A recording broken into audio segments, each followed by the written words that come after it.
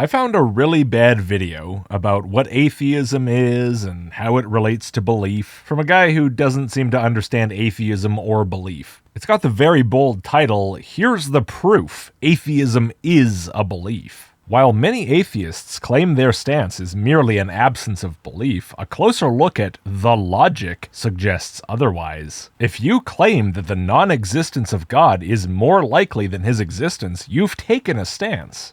Yeah, but we'll get into that. You've taken a stance, and that stance requires a burden of proof. Well, if you're trying to convince someone it's true, then sure. But this position he's talking about people holding is not required to not believe in God, and claiming it to anyone also is not required. So this claim that he's implying here that atheists are making is not a claim that atheists need to be making to meet the definition. It's just one that they can make, which has no impact on whether they meet the definition in the first place. And just so that we're not talking past each other too much on the definition of the word atheist, because that tends to trip things up, let me show you this from the comments section. Okay, what word defines the non-belief in God's existence? Atheist. Great, atheism is the non-belief in God, which does make it confusing why the video starts out like this. Atheism is a form of belief. Well, it can be. There's a subtype of atheism, which is the belief that God doesn't exist. But if atheism just means non-belief in God's existence in general, then that subcategory doesn't seem to include all atheists. In this video, I want to explain as simply and clearly as possible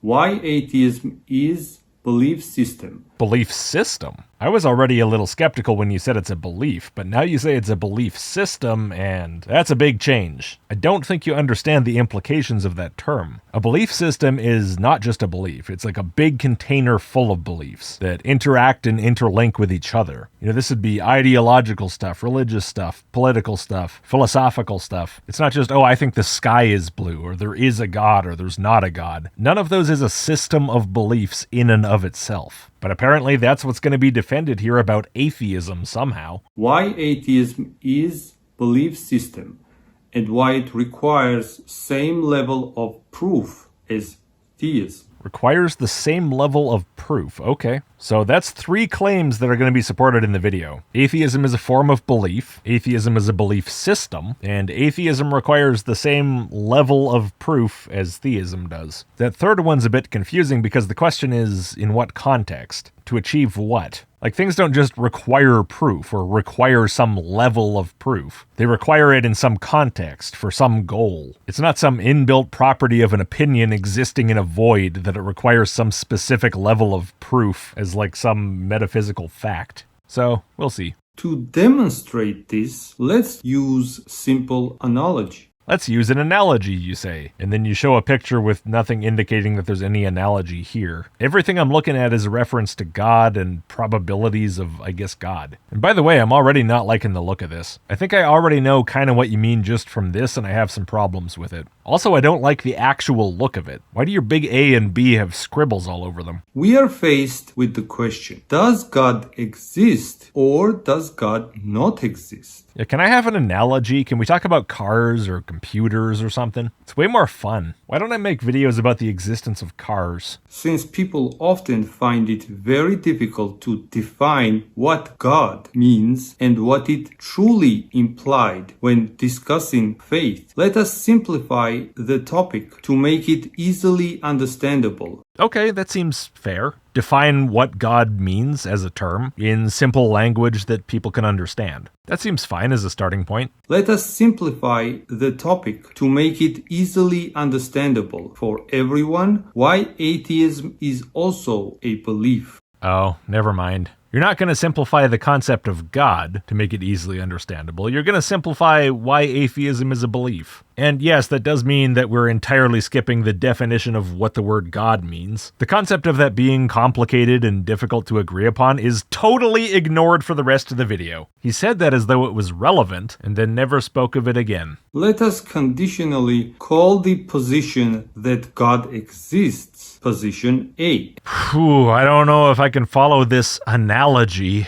This is getting pretty complicated. And position that God does not exist, position B. It's genius. In response to the question of whether God exists or not, the answer must be either A or B, correct? No, not correct. You know this. You have a C right there. In other words, God either exists or does not. Yeah, with a clear definition of God, the fact of the matter is either that it exists or not, sure. But that doesn't mean you can only answer yes or no when presented with the question. You're conflating two entirely different things. And then also, of course, there's that thing you brought up before, which is that it can be kind of hard to agree on what the word God actually means. This is why you get people calling themselves atheists. People who think the definition of the term is so unclear that you can't even reasonably have a position on whether the thing exists. But I think we can set that aside and at least treat it as if the term itself is reasonably well defined. However, a person might hold third position. So a person can hold this third position, but in response to the question of whether God exists or not, they still must answer either A or B. What a fascinating view. If someone is unsure whether God exists or not, they might view this as 50-50 matter. Yeah, so unsure does not mean balancing on a knife edge of 50-50, nor does just lacking belief one way or the other. Everything about your percentages here really makes very little sense, but I think we can talk about that a little bit later. This means they consider A and B to be equally possible. This position does not provide a definitive answer as to whether God exists or not. Sure, well, it doesn't settle on either of the two possibilities definitively. It's not a definitive answer to the question of God's existence, but nevertheless, it's still a response to the question. What you said before about there being only two possible responses made no sense. Now, having mocked you a little bit for that, I'll let you off the hook for it. You probably just spoke sloppily, which seems to be a trend here. So let's see what other sloppy speech there is. It lacks sufficient knowledge to make a conclusion and therefore leaves the matter at 50-50. No, it leaves the matter unsettled, unconcluded. That's different from 50-50. And I think an easy way to explain this is to stop operating in the 50-50 realm of a coin flip and increase the number of possibilities a bit. So what if instead of 2 real possibilities you had, say, 6? Instead of a coin, it's a die.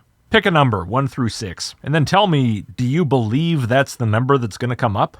Probably not. It's only a 1 in 6 chance. Okay, now flip it. Do you believe that that's not going to be the number that comes up? It's more likely that it won't be. It's 5-1. But that's not the question. The question is, do you actually believe that the number you picked will not come up? I wouldn't, personally. Not on those odds. If it was 1,000,000-1 and it was only going to be rolled once, then I probably would believe that my number won't come up. Right? That's basically a lottery. Anytime I've been in a lottery, which has not been by my decision, but I have been in them, I've believed I'm not going to win because the odds are just overwhelmingly against me. I'm open to being corrected, but nevertheless, I think it's reasonable to think I'm not going to win. But if it's 5-1, those odds are not enough for me to be confident in either outcome. I don't believe either of them, but it's also not 50-50. So I would be in the third position of not accepting either of the two definitive answers, but your 50% thing would have no applicability. And to be honest as well, I think operating in percentages on issues of belief kind of fails to acknowledge the way the human brain works. I think it's a lot fuzzier than that. I've spoken in similar terms as well in the past, talking in terms of percentages with regard to this, but I don't think I've done that anytime recently, as in the past several years at least, because I don't think that's the way to go. I don't think that's really how people work. Consequently, choosing answer A implies a probability higher than 50%. And choosing answer B likewise implies a probability higher than 50%. Well, so, okay, there's a difference, right, between prior probability, regardless of whether you believe the claim, and whatever probability you might put on it as a person who does believe it. Before you're convinced of the truth of any given answer, the former could be anything. But sure, once you're convinced, and someone asks you, how likely do you think this really is to be true? Yeah, I mean, if you believe it, you're going to say more than 50%. I don't know what percent you will say. Probably not like 51, because that's not really the kind of thing a person who's actually convinced of a thing would say. What number you would say, of course, kind of depends on you. It's kind of like you trying to describe the strength of a feeling in numbers. And that's going to rely on how you interpret numbers. I mean, if you say 90%, maybe to you that sounds extremely confident, but to someone who works a lot with percentages, maybe that doesn't sound like that much at all. Maybe the strength of their belief is exactly the same as yours, but they'll come out saying, oh, it's 99.9999%. A very different number, but meant to convey the same thing. Again, these kind of things are not so easily pinned down to a specific number in the human mind. And before we move on, I want to point out that, yeah, belief and disbelief and uncertainty, or more accurately, I would say indecision, are brain states that can reasonably accurately be referred to as feelings. They refer to different types of responses that your brain has to information. It's not some number that's stored somewhere. Since our third position, the 50-50 stance, differs from both answer A and B, we can conditionally call this position position C. Wow, it's revolutionary thinking. Now let us determine which of these is the atheistic position. B and C, as long as you agree to scribble out all the numbers. Otherwise, none of them, because I reject all of these as being meaningful positions. For example, if a person says, I believe position A, it is equivalent to say that there is a higher probability that position A is correct. No, I would not say those two statements are equivalent. The second statement, of there being a higher probability that it's correct, is implicit in the first statement, about believing the claim, but not vice versa, and therefore they're not equivalent. Now, another thing I want to say about my own sloppy language here, and this is a bit of a mea culpa. In the past, I've referred to belief as thinking something is likely true. And upon thinking about it, I don't know if that's clear enough. I think it does more or less get the point across. But for example, in the case of rolling that six-sided die, it's likely that any given number that you pick is not going to come up. If you keep rolling that die and calling a number out every time, 5 times out of 6 you're going to be wrong. But even though it is likely true that your number will not come up, that doesn't actually mean that you believe it won't. So I guess the question is, what does the word likely in likely true really mean? What level of likely are we talking about? Well, again, I don't really want to talk in terms of numbers, so it's kind of hard to really clarify that, and I think that can cause confusion. I think it's better, simpler, just to say that to believe something is to be convinced it's true. It's whatever state your brain has to be in that when you hear that information, you confidently feel that it's correct. However, when a person says, I do not believe position A, this does not automatically mean they believe position B. Correct, especially because even though position A and position B directly negate each other, they're not both being evaluated simultaneously. If a person goes in totally cold, not having heard about whatever question we're discussing at all, and you tell them this is true, they're essentially only looking at position A, and whatever opinion they have of it is only about position A, at least for right now. Coming to a conclusion about position B will be a different issue. This is because if someone does not believe position A, we are left with 2 possible options. Right, weak atheism and strong atheism. They might believe position B, or they might be unsure whether position A or position B is correct. Exactly. So where's the problem? In other words, if a person does not hold position A, they could hold either position B or position C. Okay, I can't deny those are in fact other words, at least some of them, but it was so similar that it didn't really add anything. Let us define what each position represents. Isn't that what we just did? We've already done that, and long-windedly enough, I would have thought. Position A, God exists. This is the theistic position. Oh, really? Oh, geez, I hadn't noticed that. Position B, God does not exist. This is the atheistic position. Okay, well, obviously that's not going to be something that the majority of self-identified atheists are going to agree with you on, that believing there's no God is the atheist position. But whatever, it's an atheist position, at least. Position C, God may or may not exist. It is 50-50. This is the agnostic position. Is this what the video is? Just an excuse to try to say, actually, no, the lack belief people are agnostics, not atheists. Okay, look, that doesn't have any relevance to anything. If a person comes up to you and says, hey, I'm an atheist, and what I mean by that is I don't believe in God. You're not altering anything about that person or the conversation by saying, that means you're an agnostic, not an atheist. The person stays the same. The positions are the same. The conversation is the same. What is the point of this? And what's even weirder is you use the term atheist in a way that includes position C. Or at least you did in the comments. I showed it before, and here it is again. The word for non-belief in God's existence is atheist. And I think the reason that this person was even asking you about this is because they wanted to know, okay, if atheist is the word for believing there's no God, then what's the word for just not believing in a God? So positions C and B together, inclusively, expecting you to say something else, right? But your response was atheist. I don't think you know what you're doing.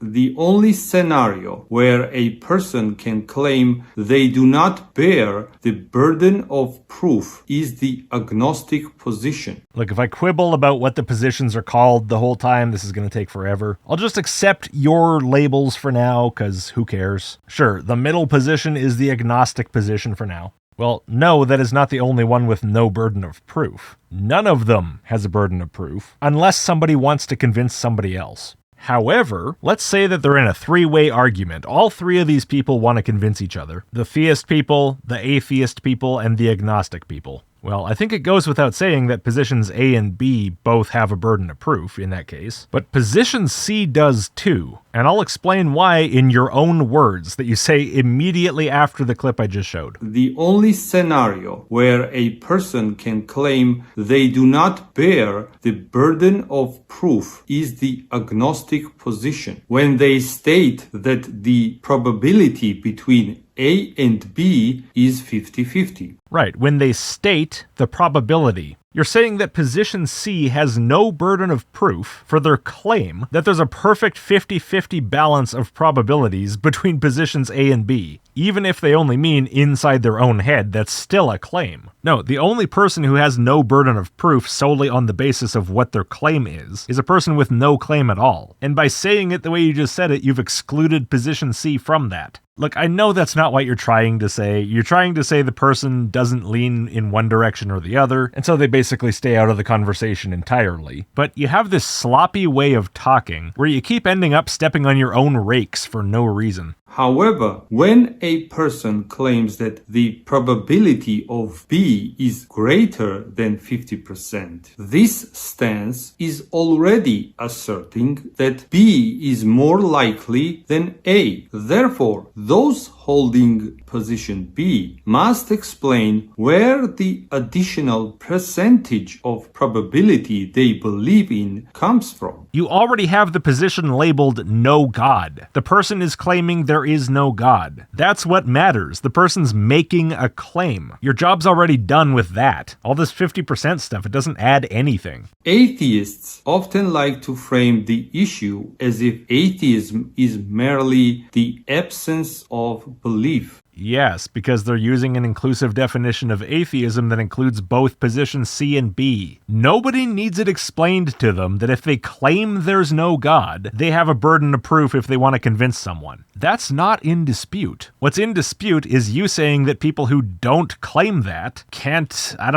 call themselves atheists or objectively qualify as atheists or who knows what because of your pet definition. And again, that makes it such a useless discussion. Just talk to people, and if you don't know what they mean by atheist, ask them what they mean by that. Hey, what is your actual position? Let's get on the same page so we can converse meaningfully. This is not hard, it's one issue. It'll probably take you all of one sentence to figure out where you're at, and then you're good. But this thing of trying to redefine labels based on people, redefine people based on labels, whatever it is you want to do here, is an enormous waste of everybody's time. To prove this, they use analogies along these lines. If one person comes forward and says they believe in A, and then a second person says they do not believe in A, this does not automatically mean the second person believes in B. Consequently, the one who believes in A must prove why they believe it, while the one who does not believe in A has nothing to prove. Well, that last bit is true, because the one who's claiming A is making a claim. The other one's just saying, I don't believe you. But the reason A has a burden of proof and not A doesn't has nothing to do with whether not believing A means you automatically believe B. I mean, think about if it did. If you don't believe there's a God, you automatically believe there's no God. If that were how it worked, and someone who believes in God made the claim that God exists to someone who believes there's no God, it's exactly the same situation. A has the burden of proof because A said something, and the other one has no burden because he's not saying anything. It doesn't matter if the A guy knows that he believes there's no God, or doesn't know which position he holds. None of that is relevant. The position of the B person is not relevant in this scenario, and yet you're treating it as if this is somehow crucial for deciding who has the burden of proof. You have no clue what you're talking about. Also, at the start of the clip, you said this was an analogy. What's the analogy? What is analogous to what here? The problem here, however, is that we can set up the argument the exact opposite way. The exact opposite way? What, with the one saying they don't believe A being the one making the claim? Maybe, I hope not. More likely, I think you mean with B being the one making the claim, and someone saying I don't believe you. If that's what you mean, then yes, obviously you can do that. If a person says they do not believe in B, this does not automatically mean they believe in A. Therefore, whoever believes in position B must prove why position B is correct. And again, you have the same problem. As if the reason that B has the burden of proof and the other one doesn't is somehow based on the implication of not believing B. No, that's not what it's based on. It's based on the fact that B made the claim. Nothing about the other person matters. B might not even know anything about the other person. The other person might not even be there. B might be making a YouTube video and posting it a month later to 1 million people he'll never hear from. The level of confusion you're operating at is mind-boggling. There's so much confusion to untangle here, it almost makes me confused. Thus, it is actually very simple to understand what each position implies. At the start of that sentence, you said thus, as if this is going to be some kind of a conclusion of all that nonsense you just said. I have no idea how that's going to work. If a person holds the position that it is 50-50 between A and B, this position represents an absence of beliefs. It is an undecided stance. Well, I can't argue with you there. That's at least an undecided stance. I wouldn't say it's the only possible one. That's probably the biggest point of disagreement here, but it's one. On the other hand, a person who holds position B and believes that the probability of B is higher than 50%, even by a single percent, even if they believe that probability of B is 51%, must provide an explanation from where they get that extra percentage of probability.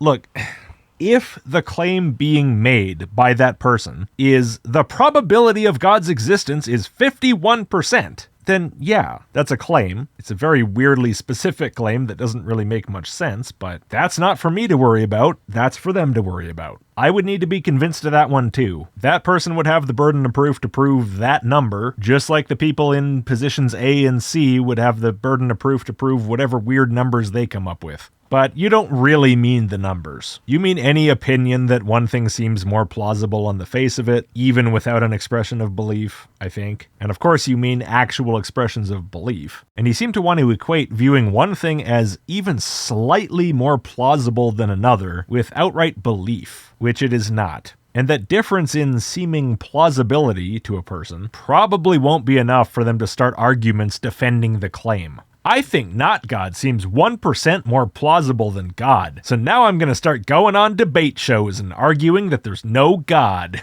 That does not seem realistic at all. This whole thing about the burden of proof to prove there's no God really has no relevance in a scenario like that. Therefore, just as the existence of God is a matter of belief, so too is the non-existence of God. You say things like therefore and thus, almost like filler words. It's weird. But anyway, who are you arguing with? Do you think there's some sort of deep disagreement on that in particular? Or do you think the disagreement is more about things like how you're labeling people, definitions, how you're characterizing things like lacking belief, or belief for that matter? You know, all this other kind of stuff. There are so many problems with your video here that this statement about an assertion that there is no God having a burden of proof is one of very few unobjectionable ones, if not the only unobjectionable one. And somehow you think this is the one people need to be convinced of. You are deeply confused. The only position that is not a belief is the one that allows for both answers equally. The one that's not a belief is the one where you don't have a psychological state of belief. Everything else is irrelevant. This whole balancing on the edge of the knife 50-50 stuff, it's just not realistic. If someone assigns a higher probability to one of the answers, they cross over into the category of belief. Nah, I don't buy that. And they then bear the burden of proof. No, they don't. The burden of proof is not defined by what you believe or if you believe. The burden of proof is something you have when you have something to prove. Where do you think this term even comes from? Why do you think people bring it up?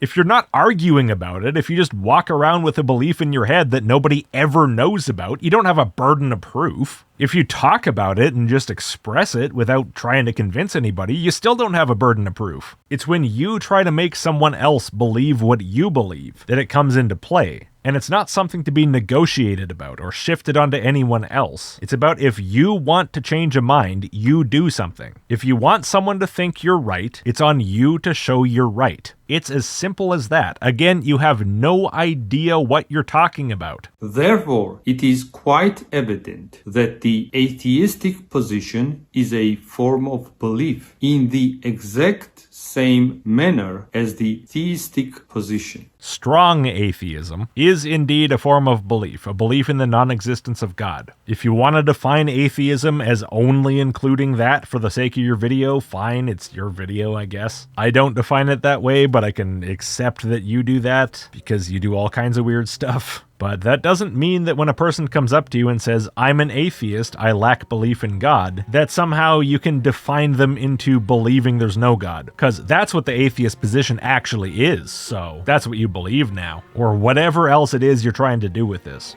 If everyone on Earth accepted everything you're saying here and adjusted their terminology accordingly, nothing would change. People still think what they think. Labels aren't what people think. Since atheism is a form of belief, it manifests in politics, ideologies, and forms of governance. Well, again, if we're taking the definition only in the strong sense, then sure, an active disbelief in anything can have some sort of relevance to those things. I don't really know what that has to do with the video in general. That kind of came out of left field, and you don't give any examples, so that's good. I don't really have to deal with it any more than this. It must also be understood that fanatical forms of atheistic beliefs do exist. Okay, again, no examples. I really don't know what we're talking about here. Is this the typical Chairman Mao kind of stuff? Or are we talking about some kind of weird subreddit? Whatever, sure. I guess it's possible to be fanatically committed to basically any position on any question, if that's all you mean. But without further information, I see no need to ponder this any further. But that is a separate topic. Yes, very separate, to the point that I'm really confused why you brought it up. That we will discuss in another video. Great, have fun with that. And that means this one's done. So thank you for watching. If you would, please do subscribe and like before you go. Enormous thanks to all of my supporters on every platform. I appreciate you so much. Email list for early access, list.logicked.com, and I'll see you next time.